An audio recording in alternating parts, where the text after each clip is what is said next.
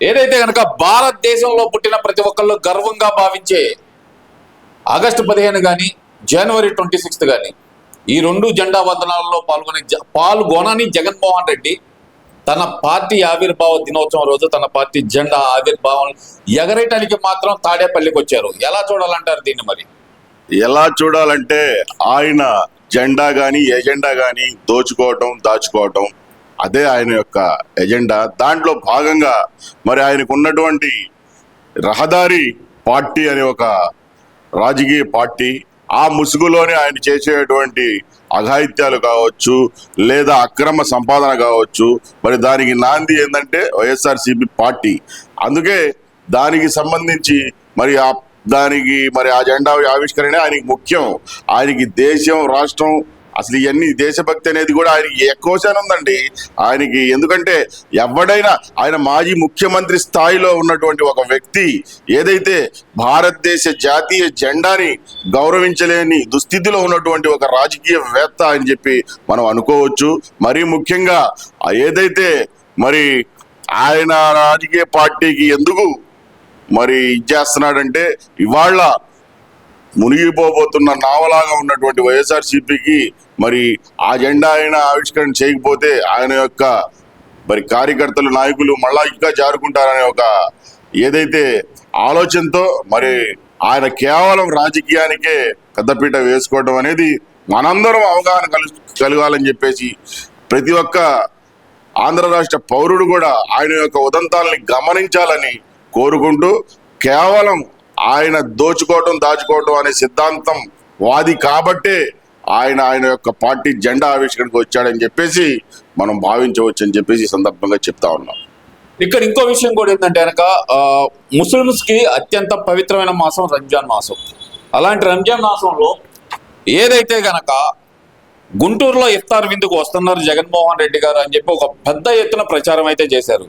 కానీ తెల్లారి పొద్దున ఆయన వస్తారనగా ఈ రోజు సాయంత్రమే, అంటే 9వ తారీఖు సాయంత్రమే సెక్యూరిటీ కారణాల రీత్యా రావట్లేదు, వాయిదా వేసే ప్రోగ్రాం తర్వాత ఎప్పుడో చెప్తాము అన్నారు.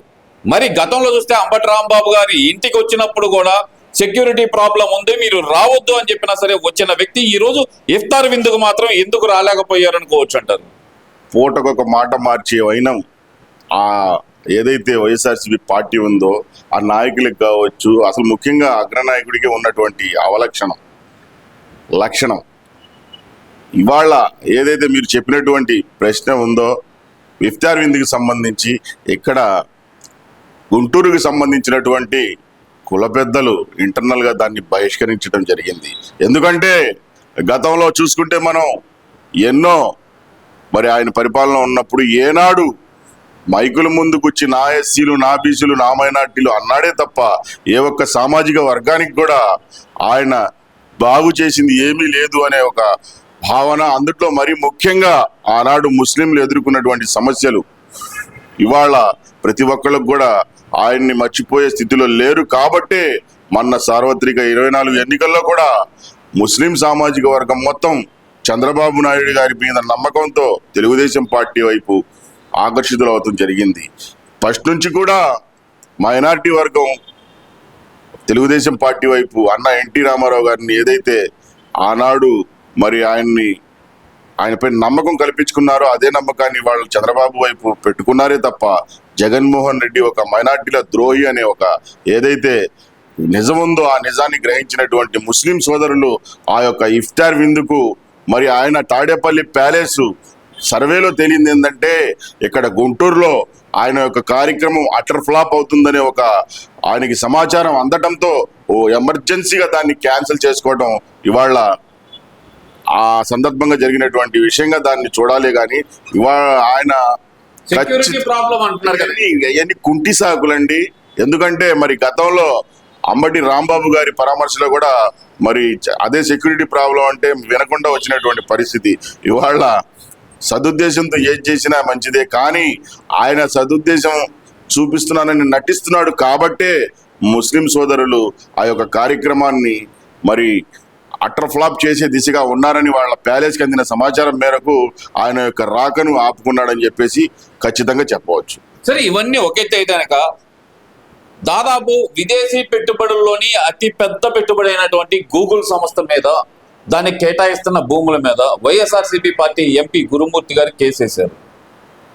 ఎలా చూడాలంటారు అసలు వీళ్ళది? మేము గూగుల్కి అడ్డము కాదు నిలువు కాదు అని చెప్పి ఒక పక్కన జగన్మోహన్ రెడ్డి గారు చెప్తున్నారు, మరి వాళ్ళ ఎంపీ చేత కేసు వేపిస్తున్నారు. అంటే ఇది రెండు నాలుకల ధోరణి అనాలా, లేదంటే కనుక పార్టీలో జగన్మోహన్ రెడ్డి మాట ఎవరు ఎంటలేదు అనుకోవాలంటారా? జగన్మోహన్ రెడ్డి గారిది బ్రిటిష్ వారి సిద్ధాంతం, విభజించు పాలించు, అభివృద్ధి లేకుండా చేయటం, విచ్ఛిన్నంగా ప్రదేశం ఏదైతే రాష్ట్రం ఉంటుందో దాన్ని విచ్ఛిన్నం చేస్తే అది వాళ్ళకి సంతోషకరంగా ఉంటుంది. ఒక పక్క మనం గతంలో చూసాం 3 రాజధానులు అని చెప్పి వెకిలి చేష్టలు, మరొక పక్క రాష్ట్ర అభివృద్ధిలో భాగంగా ఉన్నటువంటి పోలవరాన్ని ఆపేయటం, రాష్ట్రంలో ఎక్కడికక్కడ ఒక తట్ట మట్టి కూడా వేయనటువంటి దుస్థితి ఆనాడు వైఎస్ జగన్మోహన్ రెడ్డి గారి యొక్క హయాంలో చూసాం మనం. దాంట్లో భాగంగానే ఇవాళ ఏదైతే గూగుల్ మీద గురుమూర్తి గారు వేసినటువంటి పిటిషన్ కూడా ఆ విధంగానే భావించాలి. వీళ్ళు రాష్ట్రానికి, రాష్ట్ర ప్రజలకి మంచి జరగాలి, యువతకి ఉద్యోగ అవకాశాలు కల్పించాలి, రాష్ట్రం అభివృద్ధి చెందాలి, ఈ యొక్క ఆలోచన ధోరణి ఆయనకి పాజిటివ్నెస్ ఎక్కడా ఉండదు, అంత నెగిటివ్. ఎకాడికి మరి ఆయన హయాంలో అదే ప్రాంతంలో గంజాయి అభివృద్ధికి ఎంతో తోడ్పాటు అందించినటువంటి జగన్మోహన్ రెడ్డి గారు, వారి యొక్క నాయక బృందం, ఇవాళ మనం ఒక విషయం అయితే ఖచ్చితంగా వారికి హితబోధ చెప్పాల్సినటువంటి పరిస్థితి ఉంది. వాళ్ళు ఏదైతే వైఎస్ఆర్సీపీ అధినాయకుడు కావచ్చు, లేదా పులివెందుల శాసనసభ్యుడు అనుకున్న జగన్మోహన్ రెడ్డి గారు కావచ్చు, వాళ్ళకి ముఖ్య ఉద్దేశం రాష్ట్ర అభివృద్ధి కాదు, రాష్ట్ర శ్రేయస్సు అంతకంటే కాదు. వాళ్ళ యొక్క స్వార్థ రాజకీయాలకే వాళ్ళు రహదారులు నిర్మించుకుంటారే కానీ రాష్ట్రంలో పాడైపోయినటువంటి రహదారులు ఆనాడు వాళ్ళు పట్టించుకోలేదు. ఇవాళ మనం చూసుకోవచ్చు రాష్ట్ర వ్యాప్తంగా అభివృద్ధి విషయంలో ఎక్కడికక్కడ రోడ్లు కావచ్చు, కూటమి ప్రభుత్వం వచ్చిన తర్వాత చంద్రబాబు నాయుడు గారి నాయకత్వంలో, పవన్ కళ్యాణ్ గారి సహకారంతో ఇవాళ రాష్ట్ర వ్యాప్తంగా చెందుతున్నటువంటి అభివృద్ధి, మరోపక్క ఉద్యోగ అవకాశాలు నిరుద్యోగ యువతకి అన్ని విధాల్లో కూడా మరి ఎంతో ఒక నైపుణ్యాన్ని పొందుపరుచుకుంటూ అభివృద్ధి చేసుకుంటూ ముందుకు సాగుతున్న కూటమి ప్రభుత్వం, మరి ఈ గూగుల్ పై కూడా వాళ్ళు విషం చిమ్ముతా వస్తున్నారు. ఫస్ట్ నుంచి కూడా గూగుల్లో ఏం లేదు అని, కేవలం ఒక వైర్ల రూమ్ అని చెప్పేసి ఫస్ట్ నుంచి కూడా వాళ్ళు అసలు రాష్ట్ర అభివృద్ధి, టెక్నాలజీ ప్రతి దాన్ని వాళ్ళు పక్కదోవ పట్టించే పరిస్థితి మనం ఎప్పటి నుంచో గమనిస్తున్నాం. దాంట్లో భాగంగానే ఇది కేవలం జగన్మోహన్ రెడ్డి గారి ఏదైతే అక్కసుతో చేసినటువంటి కుట్రగానే ఆ గురుమూర్తి ద్వారా కోర్టులో వేసినటువంటి పరిస్థితిని మనం గమనించాలని చెప్తూ ఇవాళ ప్రతి ఒక్కళ్ళు కూడా ఆలోచన చెయ్యాలి. కూటమి ప్రభుత్వం వచ్చిన తర్వాత చేస్తున్నటువంటి అభివృద్ధి కార్యక్రమాలు కావచ్చు, ఏదైతే పరిశ్రమలు పెట్టుబడిదారులను తీసుకురావడం కావచ్చు, అహర్నిశలు చంద్రబాబు నాయుడు గారు, పవన్ కళ్యాణ్ గారు, లోకేష్ బాబు గారు చేస్తున్నటువంటి కృషిని మనం అందరం కూడా అంతఃశుద్ధితో పరిశీలిస్తే మనకే అర్థమవుతుంది. ఖచ్చితంగా ఇవాళ ఈ కూటమి ప్రభుత్వానికి మద్దతుగా ప్రతి ఒక్క ఆంధ్ర రాష్ట్ర పౌరుడు కూడా నిలవాల్సినటువంటి పరిస్థితి అవసరం ఉందని చెప్పేసి ఈ సందర్భంగా చెప్తా ఉన్నాను. ఒకవైపు ఇదే విషయం మీద జడా శ్రావణ్ కుమార్ గారు కేసేశారు. అప్పుడు హైకోర్టు చెప్పింది రాష్ట్రంలో అభివృద్ధి పనులు ఆపుకోవడానికి, వచ్చే కంపెనీలు ఆపడానికి మేము ఇక్కడ లేము అని. అయినా సరే ఇక్కడ ఈయన చేత కేసు వేయించాడంటే కనుక జగన్మోహన్ రెడ్డి ముఖ్య ఉద్దేశం ఏంటి? కంపెనీలను బెదిరించే పనిలో ఉన్నారనుకోవాలంటారా? ఖచ్చితంగా మనం గతంలో కియా సంస్థను చూసుకోవచ్చు, అమర్ రాజా బ్యాటరీస్ ని కావచ్చు, వీళ్ళని బెదిరించి గతంలో వీళ్ళు ఒకటే రాష్ట్ర అభివృద్ధి కోరుకునే వ్యక్తులు కాదు అండి. దాంట్లో భాగంగానే మనం ఎన్నో ఉదంతాలు గతంలో కూడా చూసాం. ఏదైతే పెట్టుబడిదారులు వస్తారో వాళ్ళకి బెదిరించే విధంగా వాళ్ళ కంపెనీలకు మెయిల్స్లు పెట్టడం, వాళ్ళు ఇక్కడికి రాకుండా చూడటం, వీళ్ళకి రాష్ట్ర ప్రజలు రాష్ట్రం బాగుపడితే చూసి ఓర్చుకునే యొక్క పరిస్థితి వాళ్ళది కాదు సార్. వాళ్ళు మానసిక రోగుల్లాగా వాళ్ళ యొక్క ప్రవర్తన ఉంటుంది కాబట్టి వాళ్ళు ఆ విధంగా చేస్తా ఉన్నారు.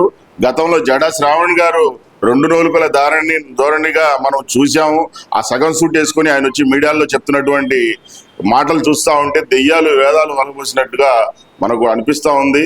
ఖచ్చితంగా ఇవాళ ఇలాంటి వాళ్ళు ఎంతమంది ఎన్ని చేసుకున్నా సరే ఖచ్చితంగా మరి అభివృద్ధి అనేది ఆపలేరు. కూటమి యొక్క బలాన్ని వాళ్ళు ఏమాత్రం తగ్గించలేరు అని చెప్పి చెబుతూ ఖచ్చితంగా రాష్ట్ర ప్రజలందరూ కూడా కూటమి పరంగా వాళ్ళకి మద్దతు ఇవ్వాల్సిందిగా ఆలోచన చేయాలి. ఖచ్చితంగా రానున్న రోజుల్లో కూడా ఇదే కూటమి కొనసాగితేనే రాష్ట్ర అభివృద్ధి, ఉద్యోగ అవకాశాలు బాగుంటాయని చెప్పేసి, రాష్ట్రం సుభిక్షంగా ఉంటుందని చెప్పేసి చెప్తూ అందరికీ నమస్కారం.